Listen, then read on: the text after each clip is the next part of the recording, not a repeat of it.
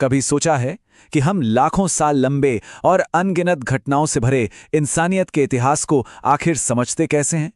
इतिहासकार इतनी बड़ी कहानी को तरतीब कैसे देते हैं ताकि ये सिर्फ तारीखों की एक लंबी लिस्ट बनकर न रह जाए?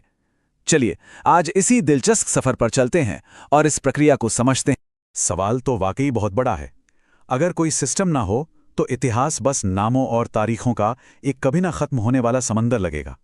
लेकिन इतिहासकार इसे समझने और समझाने के लिए कुछ बहुत स्मार्ट तरीके अपनाते हैं, जिससे हमें पैटर्न और कनेक्शन देखने में मदद मिलती है। इसे ऐसे समझिए जैसे किसी बहुत बड़ी बिखरी हुई लाइब्रेरी को ठीक करना हो। आपको तय करना होगा कि किताबें सब्जेक्ट के हिसाब से लगानी है, लेखक के हिसाब से, या फिर छपने के साल के हिसाब से। तो इतिहास को तरतीब से लगाने का सबसे पहला और सबसे जरूरी तरीका है सबूतों को देखना। और यहां सबसे बड़ी लकीर खींचता है एक ऐसा आविष्कार जिसने सब कुछ बदल कर रख दिया, और वो था लेखन। तो देखिए, सबसे पहले आता है प्रागैतिहासिक काल। ये वो समय था जब इंसान तो थे, लेकिन अपनी कहानियां लिख नहीं रहे थे। उनकी कहानी हमें पत्थरों के औजारों और गुफाओं में बनी पेंटिंग से जोड़नी पड़ती है। फिर आता है एक रहस्यमयी दौर, आद्य ऐतिहासिक काल, जैसे सिंधु घाटी सभ्यता। हमारे पास उनकी लिखी हुई लिपि तो है, पर हम उसे पढ़ नहीं सकते। ये एक ऐसी बंद किताब की तरह है जिसे हम आज तक खोल नहीं पाए हैं। और आखिर में जब हमें पढ़ने लायक रिकॉर्ड्स मिलते हैं, तब हम दाखिल होते हैं ऐतिहासिक काल में। तो ये जो लेखन है ना, यही वो चाबी है जो अतीत के इन अलग अलग दरवाजों को खोलती है। अच्छा, तो अब हमारे पास वो किताबें तो आ गईं जिन्हें हम पढ़ सकते हैं, लेकिन लाइब्रेरी, अरे भाई, वो तो अभी भी बहुत बड़ी है। तो अगला कदम होता है खुद समय को ही छोटे छोटे संभालने लायक हिस्सों में काटना। और यहीं से मामला और भी दिलचस्प हो जाता है, क्योंकि हर कोई वक्त को एक ही तरह से नहीं काटता।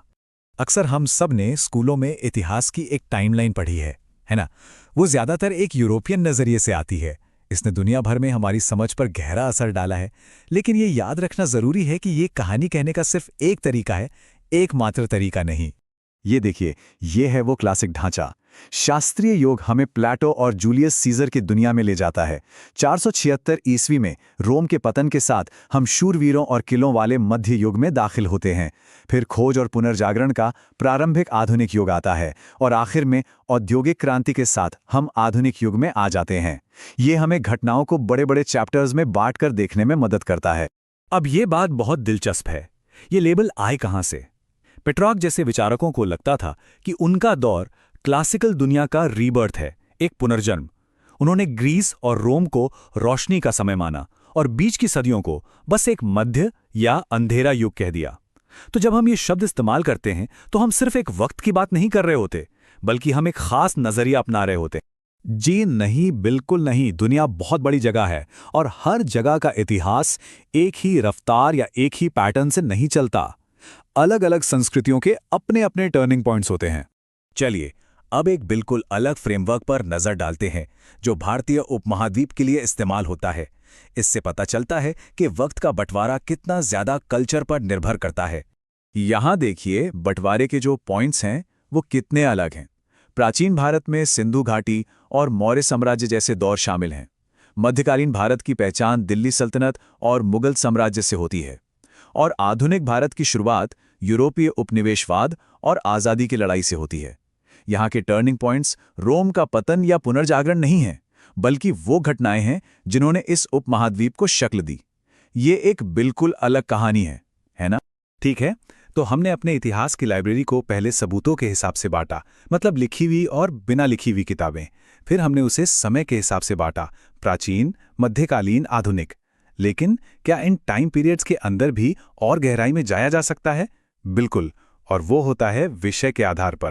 मतलब किसी भी एक दौर के अंदर इतिहासकार अलग अलग एंगल्स से अतीत को समझने के लिए खास विषयों पर फोकस कर सकते हैं। ये जूम इन करने और कहानी के एक खास हिस्से को देखने जैसा है। मिसाल के तौर पर मुगल काल को ही ले लीजिए। एक इतिहासकार सिर्फ बादशाहों और उनकी लड़ाइयों पर ध्यान दे सकता है। ये हो गया राजनीतिक इतिहास। कोई दूसरा उसी दौर में एक गांव के आम लोगों की जिंदगी के बारे में पढ़ सकता है, वो कहलाएगा सामाजिक इतिहास। और कोई तीसरा ताजमहल के आर्किटेक्चर या उस दौर की शायरी को समझ सकता है, ये हो गया सांस्कृतिक इतिहास। देखिए, दौर एक ही है, लेकिन सवाल अलग अलग हैं, और इसीलिए हमें एक ही समय की कई अलग अलग तस्वीरें मिलती हैं। तो सवाल ये उठता है कि हम ये सब करते ही क्यों हैं? इन सब बंटवारे और श्रेणियों का आखिर मतलब क्या है? यकीन मानिए, ये सिर्फ किताबों में लिखने के लिए नहीं है। इसका मतलब इससे कहीं ज्यादा गहरा है। और यहीं पर एक बहुत जरूरी कॉन्सेप्ट आता है, इतिहास लेखन। सीधे शब्दों में कहें तो ये इतिहास का इतिहास है। ये हमें याद दिलाता है कि ये जो टाइमलाइन और कैटेगरीज हैं, ये कोई पत्थर की लकीर नहीं है। ये इतिहासकारों के बनाए हुए टूल्स हैं और ये बदल भी सकते हैं। ये हमें सबसे जरूरी सवाल पूछने पर मजबूर करता है, कहानी कौन सुना रहा है और वो इसे इसी तरह क्यों सुना रहा है। तो आखिर में ये सब मायने क्यों रखता है? क्योंकि इतिहास को बांटना सिर्फ तारीखें रटना नहीं है, ये मतलब निकालने की एक एक्टिव प्रक्रिया है।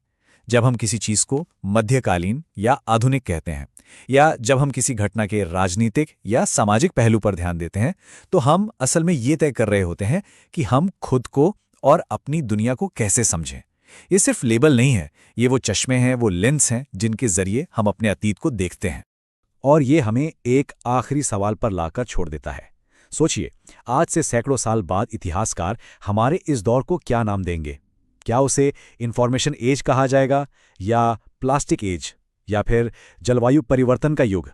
हम अभी इतिहास का हिस्सा हैं, और एक दिन कोई हमारी कहानी को समझने की कोशिश करेगा, उसे हिस्सों में बांटेगा और ये तय करेगा कि हमारे दौर में असल में मायने क्या रखता था।